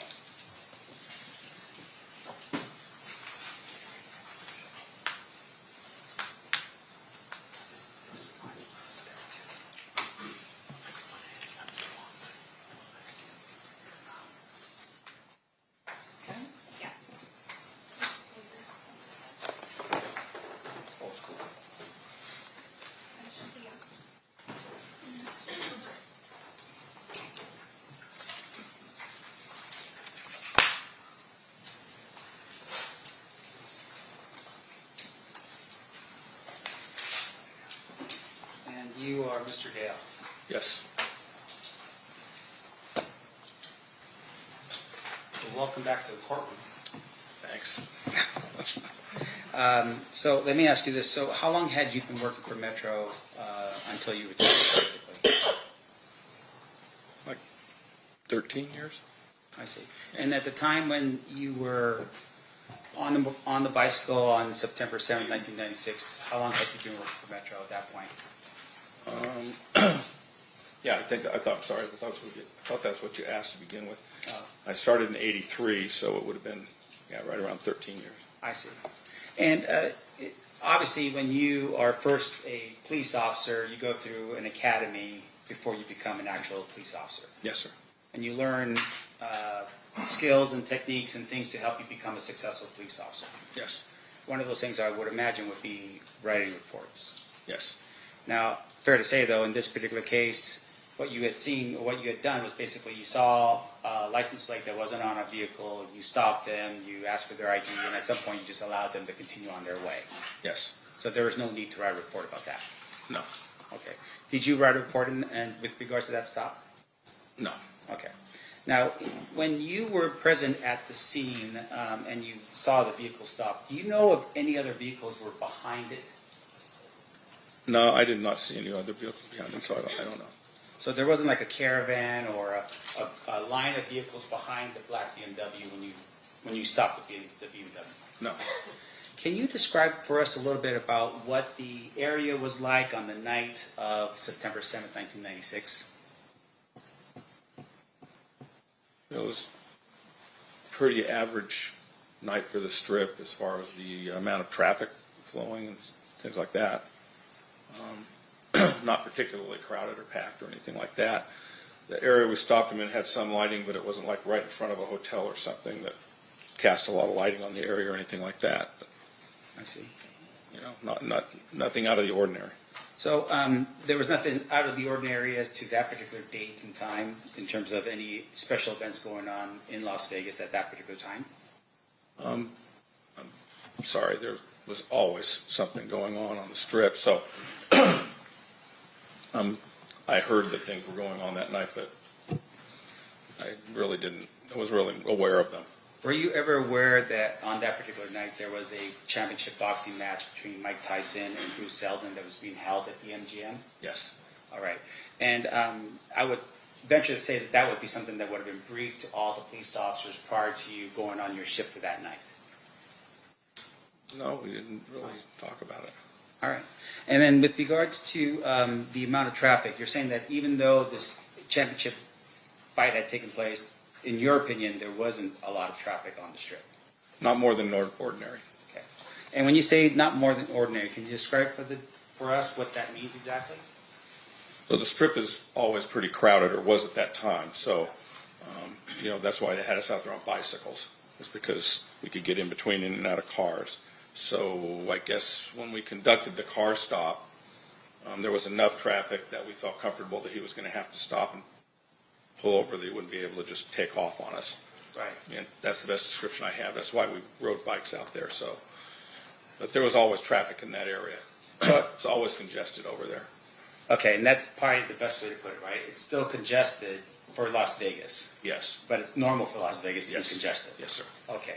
So it wasn't like, for instance, I don't know if you were around Las Vegas in 2020 when you could just take your bicycle and just ride down Las Vegas Boulevard with like no one around, right? It's not that kind Right. of It's not like that. All right. And when you say congested, meaning that cars could not go very fast because there's always cars around in that area. Yes. Okay. Now, in addition to that, your testimony was that you had arrived on scene, and then at some point you're actually in the ambulance with Mr. Shakur. Yes. Being transported to the hospital. Yes. And the hospital you were going to was UMC? It was UMC. Okay. Now, when a police officer first arrives on scene, is that police officer considered to be the primary officer until such time as they are relieved of that duty? Ordinarily, yes. Were you the primary officer at that particular scene? Were you the first officer on arrival? I don't really remember. There were so many of us that showed up like at right around the same time. There's just a lot of officers showed up there pretty quickly. Right. Now, I mean, you have a pretty clear memory of this.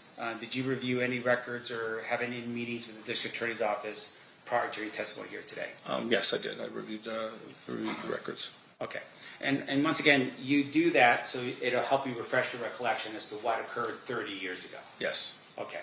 Even though this might be something that's unusual, right? You have a celebrity who's shot on the strip, you still have to refresh your recollection in order for you to remember things. Some of it, yes. Yeah. And once again, you're doing that so you make sure that for this jury that you're accurate about what you recall 30 years ago. Yes. Okay.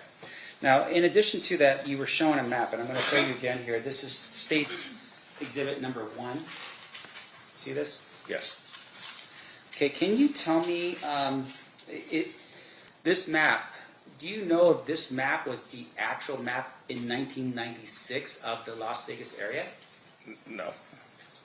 You're smiling. It's just a long time ago. It changes so much down there. Yeah. So we know that this is a map of Las Vegas. Yes. But you cannot tell us, for instance, if this is 1996. No, I cannot tell you. Okay. So, for instance, on the top over here, this doesn't look like the sphere, does it? Does it? No. Okay. I'm sorry.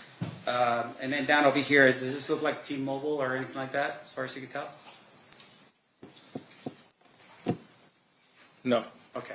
Now, and once again, I just want to make sure I'm clear for the jury. This particular map, as it sits here right now, as it's here, for instance, we have what looks like down here at the bottom. I'm pointing where the MGM label is right here. Do these look like walk bridges over the streets?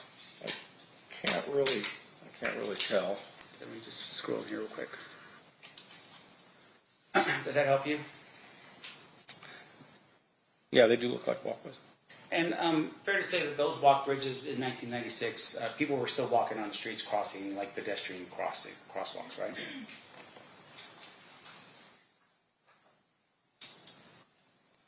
I'm trying to recall. I couldn't honestly recall.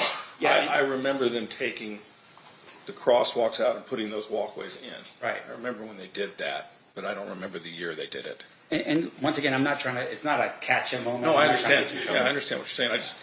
I don't want to say something that I can't be sure of, but I remember when I was down there working, they no longer allow traffic to cross on foot across the strip because of all of the accidents that we had. So they put those walkways in when I was still working. Right. Okay. Now, and just finally here, with regards to the when you're riding on the strip and you're riding with your with the other person that's with you, you said at some point you were made aware that there was a shooting that had occurred, and the radio traffic indicated that the vehicle you had stopped was potentially the vehicle that was being involved. Remember that line of questioning? Yes. Okay, can you tell us just really quickly here, based upon State's Exhibit number 1, and once again, we're not looking at it in terms of an accurate 1996 view, but just in terms of the streets. Can you tell us where you were at when you took off to wherever the vehicle was? And I'll just pull that here real quick so you can.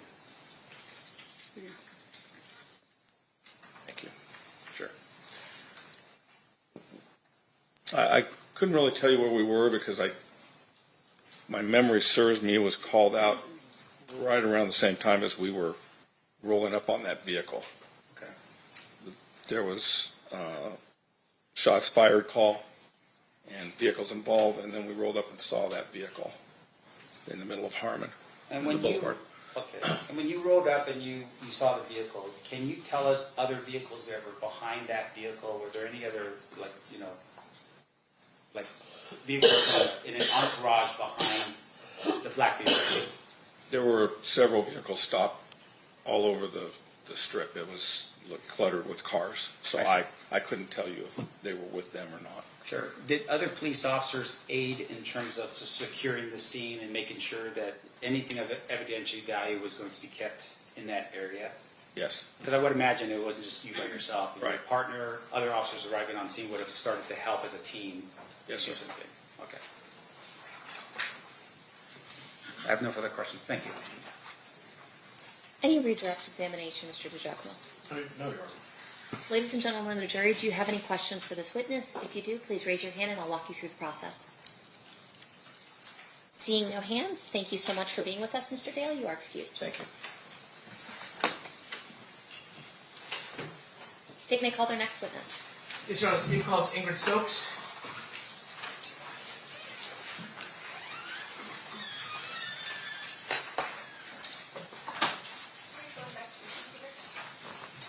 Yes.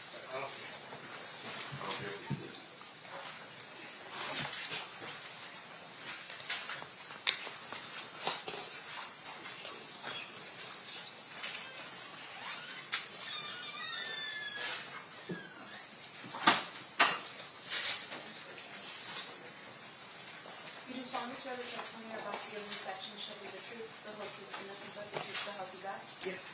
You may be seated. May I please have you state and spell your first and last name for the record? Ingrid Stokes, INGRIDSTOKES. Thank you, ma'am. Whenever you're ready, Mr. Paul, you may proceed. Thank you, Your Honor. Good morning, Ms. Stokes. Good morning. Back in 1996, did you have a different last name? It was Johnson. Okay, so you went by Ingrid Johnson back then? Is that a yes? Yes. Did you come to Las Vegas on the weekend of September 7th, 1996? Yes. Who'd you come with? My best friend and some girlfriends. Okay, can you tell me who they were? Shalane, Tanisha, and Lauren. And why'd you come to Las Vegas that weekend? Well, when you live in LA, you go to Vegas all the time. It's just a party city. So we decided to go for the weekend. We were all off work. And so we went to come hang out, have fun.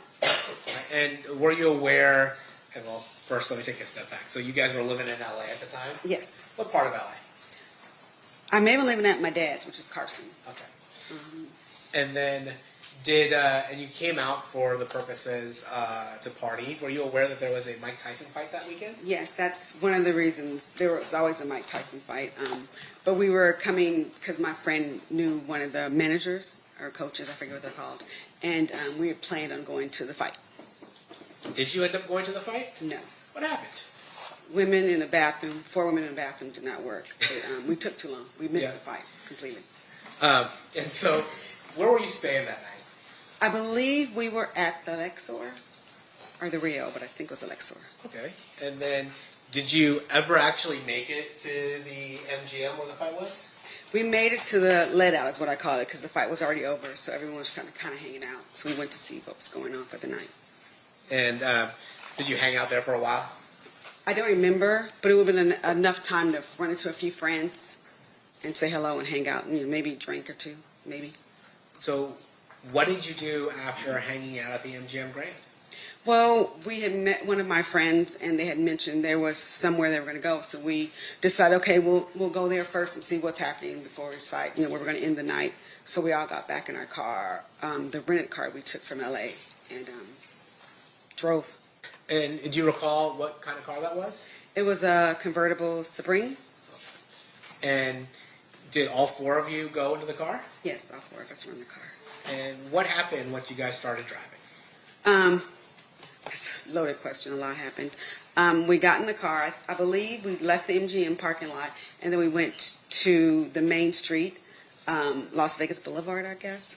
And we were driving, and I believe we were, I don't know, about 10 minutes after leaving the parking lot, and then we ran into Suge and Tupac in the car.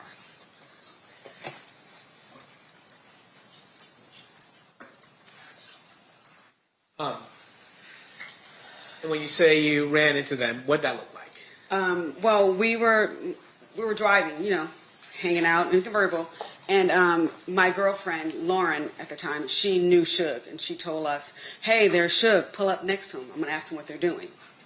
And so Shalane was the driver, and she slowed up close to them. And so you said Shalane was the driver. Yes. Where were you seated?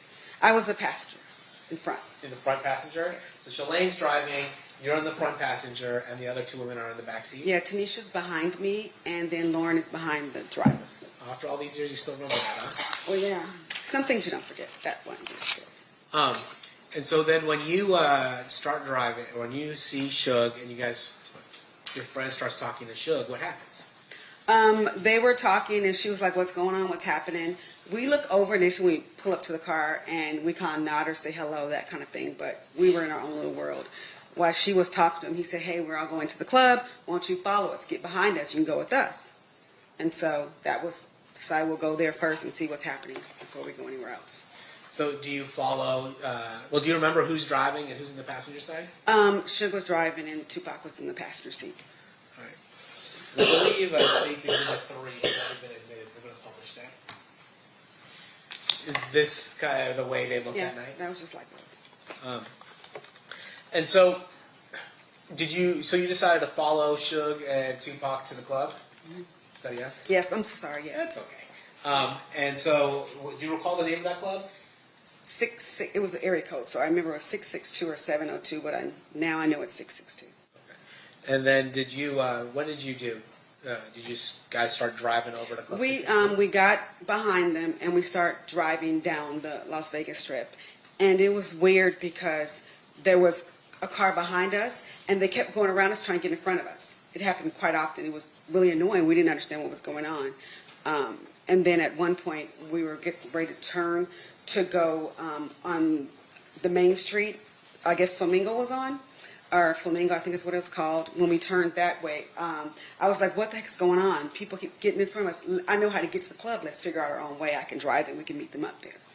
And so our plan was to get out from behind them. So you were confused about the way the cars were moving? Yeah, I didn't understand. In hindsight, I know now, but I didn't understand there was entourage. I just thought, they were going to a club. We didn't think about it. And then at some point on Flamingo, do you stop at a light? Yeah, so when we get close to the light, I tell Shalane, pull over, I'll drive. I know where I'm going. I've been there before. So we pull from around them, and then we stop at the light, and before, that's my fault, not yours. So before, when you guys are stopped at the light, where is your car relative to Suge Knight's and Tupac Shakur's car? So I believe there was 4 lanes, a turning lane, the lane next to it, the middle, and then there was one for the outside lane.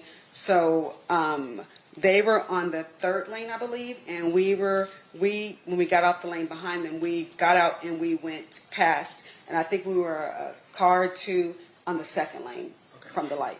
And so were you behind or in front of Suge Knight's car? We were in front. So you're in the lane next over, a car, or maybe 2 in front.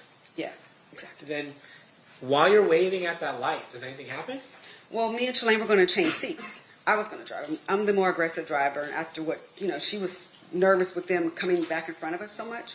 So me and Shalane were literally head down, taking our seatbelts off when we heard the gunshots, when it's all hell broke loose. And to be fair, you didn't see those gunshots. No. And then what do you do when you hear the gunshots? I freak out and I scream, "What the hell?" I said, "What the hell?" And then Shalane is kind of half up, half down, and so I grab her head to bring her down. And I was like, "What the hell is going on?" And then she has her hand on the wheel, but she's like frozen. And so I don't remember how many gunshots there were, honestly. But I know I put the car in drive, and I told her to get the hell out of there and drive. And so I may even grab the wheel. Like I said, I'm very aggressive. And from that, she tried to drive off. And then did you see the color of the vehicle? Yeah, so we almost hit the car. When we were trying to drive off, there was a car in the lane, that last lane, that was the turning lane. And it was a white four-door. Can't tell you what combination. It was like white-ish. And we almost hit it when we were trying to get away. Were you trying to pursue the white car? Hell no. Just want to get away. And then where did you guys go? Did you turn off? Did you follow them turning off? Or? We turned off. We turned the only way you could turn because it was a light, a red light, which was down that first street past. And then when we turned right, we were just driving fast. There still might have been gunshots. I can't speak for anyone else in the car, but it was a lot going on. There was a lot of adrenaline. And then the first street we saw that was on the left, I was like, turn left. And we just turned down a random street that had like apartments on it. Now, it's fair to say you didn't see who was in the car, right? No, didn't look. But did you go back to where the shooting occurred? Yes, I did. Were you nervous about talking about what happened? I didn't think I had anything valuable to say, to be honest. So I wasn't nervous initially because I just was like, we came back because when we wanted to know what happened. Because we left, so we didn't know. We didn't look around. We didn't see anything. We just left. And so when we came back, we saw there were a lot of police presence. And I wasn't a big fan of the police at the time, so it was like I wanted to stop and talk to them and offer my help, but I also wanted to make sure if I could help, I would help. So when we went back, we told the officers we had been there when something happened, what happened when we left. And so he made us stop the car and get out the car. The police officer made us sit on the ground on the sidewalk in front of everything. Like cars are still, I think, may have been passing. So it was kind of an odd situation where they were like kind of rude to us, and then they're treating us like we're suspects. We really didn't know what happened though. And so they said, well, we need you guys, eyewitnesses, we need you guys to come downtown or in a van for you guys to come, and had us sit there. I kept asking a lot of questions, but no answers. Now, I noticed some of your friends aren't going to be here. Is there this fear about talking in this kind of case? Absolutely, yes. Why is that? Snitches get ditches. I'm saying, not the coolest, but yeah, talking to police is not a thing we do in our culture anywhere in LA. It's not a normal thing. So there was that, especially in the 90s and 80s. There was multiple reasons why, but I didn't see anything, so I was kind of limbo. I didn't see anything. I didn't think I'd be beneficial, and then I don't know. I was going to offer some assistance, what I could, because I may have had more memory back then. I may have heard the number of gunshots. I may have had, more. But the police treat us so bad that I just we start shutting down, because we're like, if someone did it, they could come by and sit on the ground. They can see we're sitting here telling people, even though we're not saying anything. So this was a really bad situation. And is it fair to say that that was something that also would scare you, is that if somebody was seeing you talking? Absolutely. Objection, Honor, is the leading. What's your response, Mr. Paul? I'm just following up on your question that she's going to lay the foundation to. I'll sustain if you could rephrase. Okay. Is it fair or unfair to say that you are concerned about people seeing you talking to police? Yes. All right. No further questions, please. Cross-examination, Mr. Sam. Thank you, Honor. Hi, Mr. You obviously, I would imagine you've never testified before about this particular situation. No, I was in the grand jury. Okay, so you were at the grand jury. And with regards to your testimony, when you were in front of the grand jury, did you meet with the district attorney's office prior to giving that testimony to the grand jury? Not except outside the door when I got to the courthouse. I mean, the door of the grand jury. I see. And with regards to that testimony, did you review any documents, records, anything like that in preparation for your testimony in front of the grand jury? No. All right. Now, asking you again for today, did you review any documents in preparation for your testimony here in front of this jury? I looked at the grand jury testimony that I said, but other than that, no. Okay. Now, when this thing had occurred, I would imagine it would have been a very traumatic experience for you. Yes. And at some point you go back to LA. Yes. Is that a yes? Yes. Sorry. That's all right. It's just for the record. When you go back to LA, did you ever just sort of keep on top of it, like in terms of like articles that would come out in magazines, anything like that at all?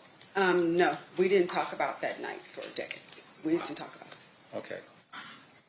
Now, did you ever at any point capture what you had remembered in a journal or anything like that?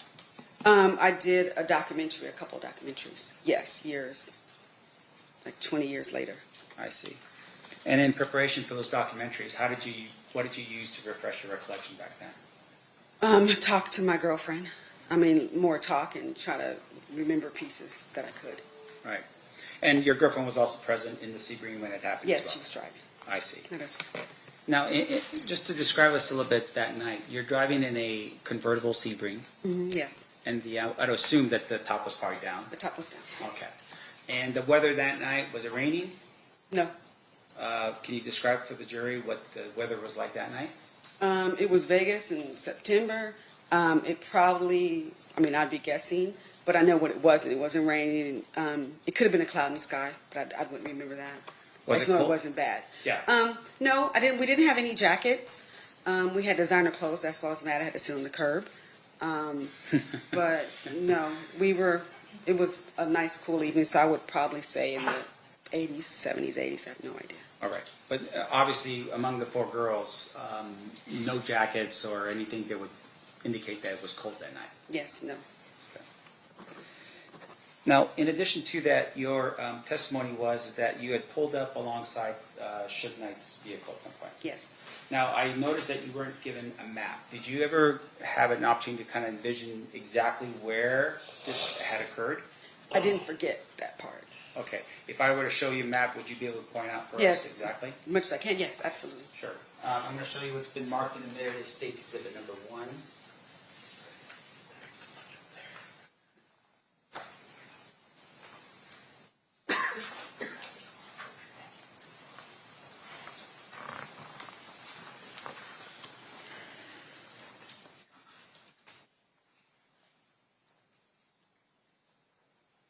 And just for the record, I'm showing you State's Exhibit number 1. It's just an overview of Las Vegas. Yeah. Does that help you at all? No, not really, but I see the streets. It's what I thought. I'm assuming the red dot is Vegas Boulevard. And when you say red dot, there's a mouse that's right there in front of you. You can use that to sort of move that mouse over to where. No, that doesn't do that. I can point it, but Now let me do Only this. when you're on our computer can you do that. This doesn't you can point it now. All right. So would this be? And Yes, I'm using my that's- Sharpie. That's yes, the dot. yes. Okay. So yes, that would be Las Vegas Boulevard. Now I'm going to point over here. Do you recognize this particular area? Yeah, that's where it happened. Okay. And this, I'm pointing now once again for the record, Flamingo, and it looks like this would be Koval. Koval, that sounds about right. Now, you were describing for us a little bit about where the cars were. If I were to give you a piece of paper, can you draw for us just a little bit better so we can have a better view? And I can try. Okay. Your Honor, may I approach? Yes, you may.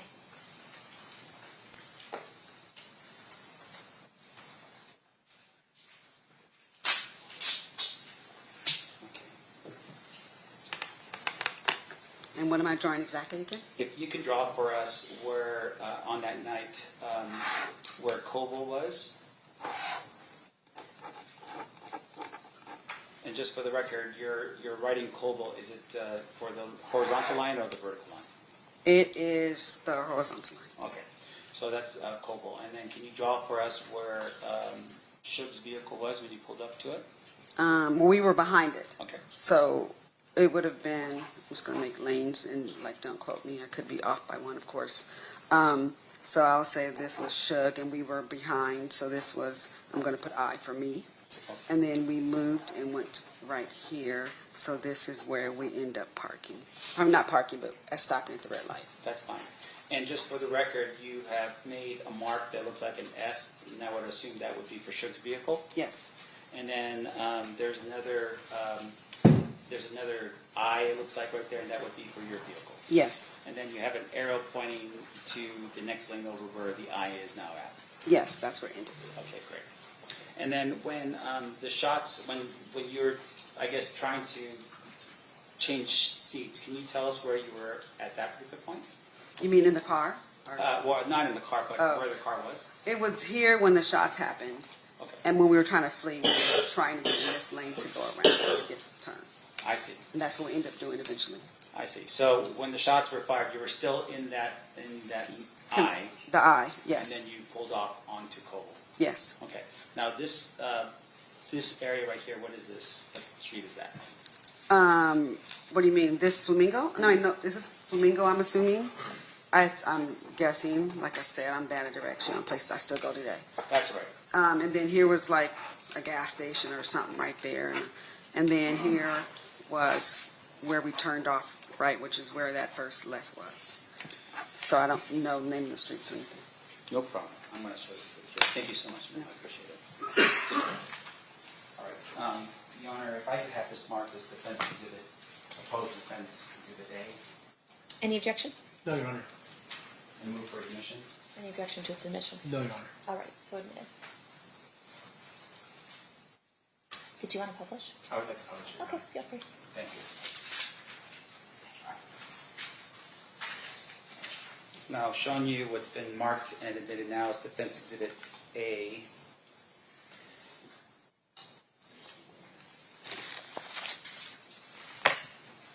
All right, and I will just explain this for the jury again.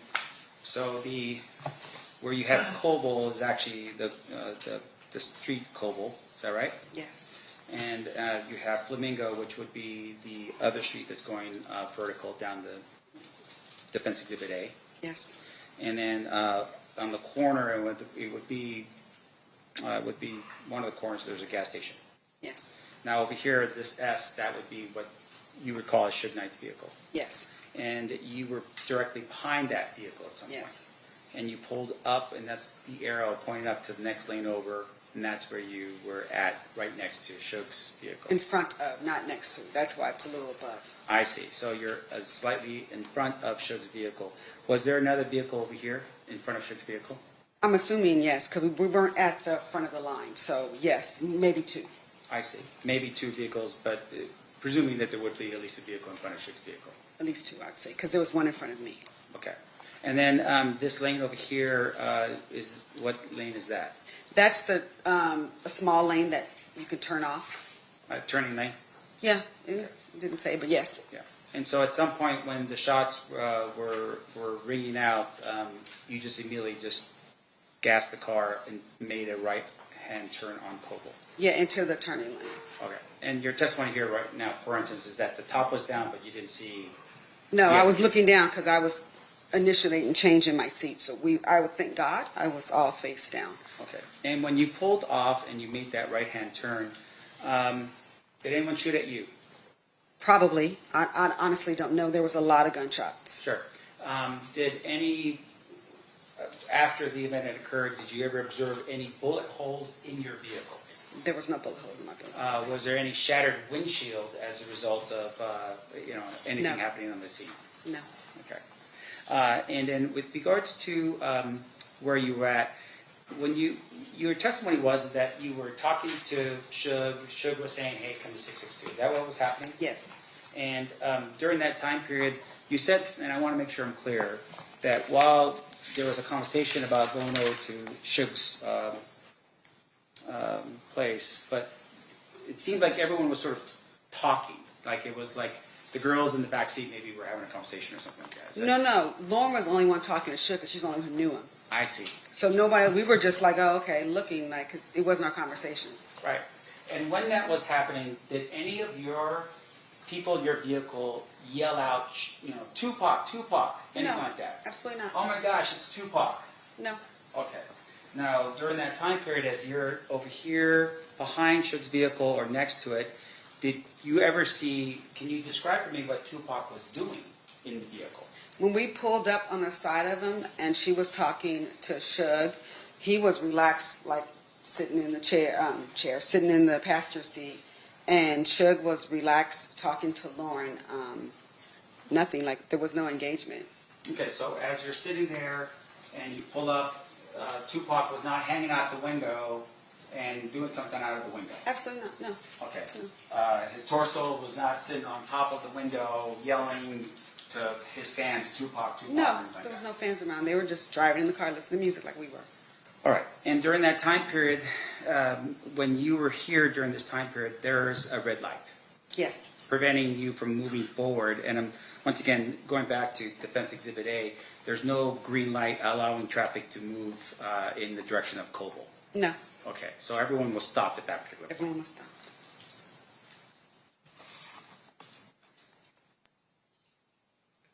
I have no further questions, Your Honor. Thank you. Okay. Thank you, ma'am.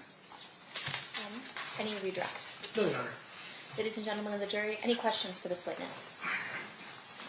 You do have one? Okay, so what I'll need you to do is write your juror number on the question and then write the question on a full sheet of paper and then hand it to my marshal when you're done.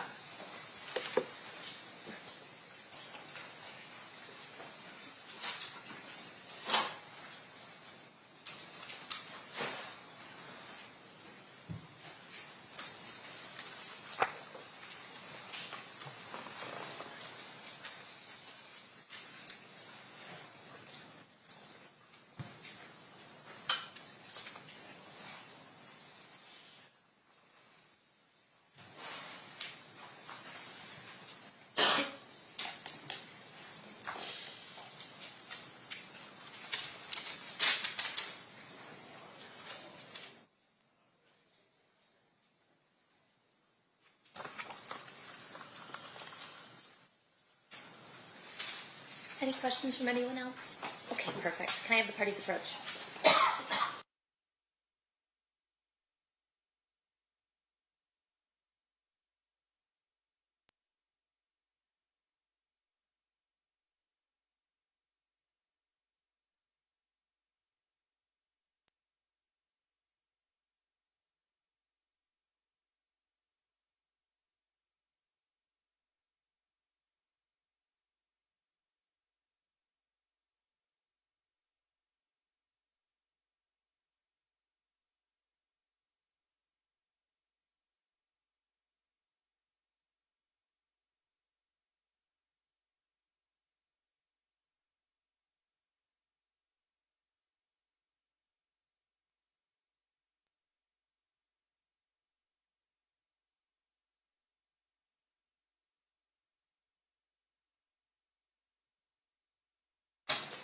All right, one question from a juror.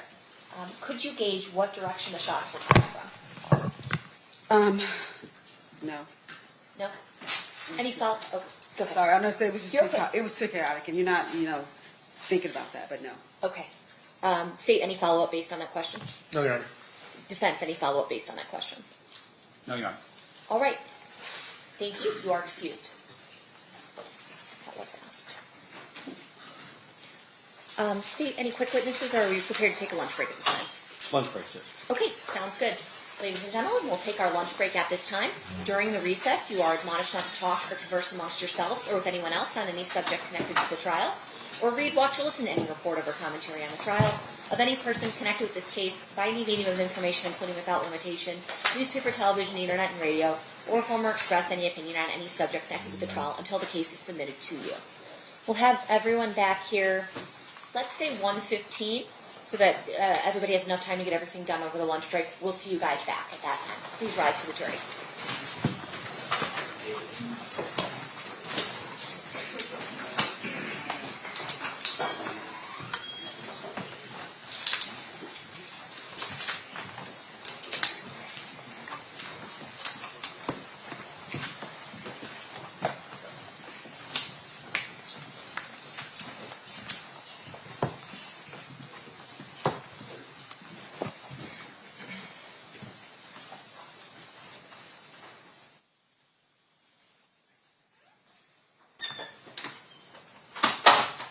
the jury has exited the room. Anything we need to address outside the presence?